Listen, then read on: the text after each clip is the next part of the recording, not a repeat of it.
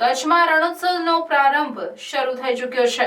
પર્યટકો કચ્છની ભાતીગળ સંસ્કૃતિને માણવા આવી પહોંચ્યા છે, ત્યારે ચાલો ડોકિયું કરીએ અદ્ભુત રણ સૃષ્ટિના રંગોમાં। ગુજરાતના કચ્છમાં ભારત પાકિસ્તાનની સરહદને અડીને આવેલા ધોરડોમાં રણ ઉત્સવ શરૂ થઈ ચૂક્યો છે।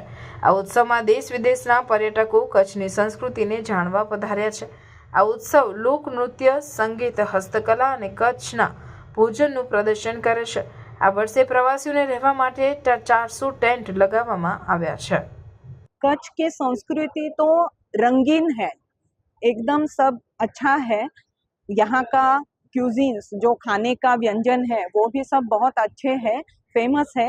तो अब हमें यहाँ पर ये टेंट सिटी में ये सब हमको एक्सपीरियंस करने को मिलेगा और गुजरात टूरिज्म ने बहुत अच्छे से ये डेवलपमेंट किया है। રણ ઉત્સવના પ્રથમ દિવસે ઘણા પ્રવાસીઓ ટેન્ટ સિટી પહોંચ્યા હતા। આયોજકો તરફથી તે માટે અનુકૂળ વ્યવસ્થાઓ ઊભી કરવામાં આવી છે। उत्सव की शुरुआत हो चुकी है टेंट सिटी की आज से। 15 मार्च तक टेंट सिटी का आयोजन होगा। देश दुनिया से आने वाले प्रवासियों के लिए एक मैसेज हम लोगों ने देने की कोशिश करी है कि जो एक लाइन है कि कच्छ नहीं देखा तो कुछ नहीं देखा, तो एक कच्छ की संस्कृति को ज़्यादा से ज़्यादा देश विदेश तक पहुंच पाए, इसीलिए पूरे टेंट सिटी में हम लोगों ने कच्छ के संगम को करने की कोशिश करी है। તાજેતરમાં યુનાઇટેડ નેશનલ વર્લ્ડ ટુરિઝમ ઓર્ગેનાઇઝેશને ધોરડો ગામને શ્રેષ્ઠ પ્રવાસન ગામ તરીકે જાહેર કર્યું હતું। ત્યારબાદ આ સ્થળનું આકર્ષણ ઓર વધ્યું છે।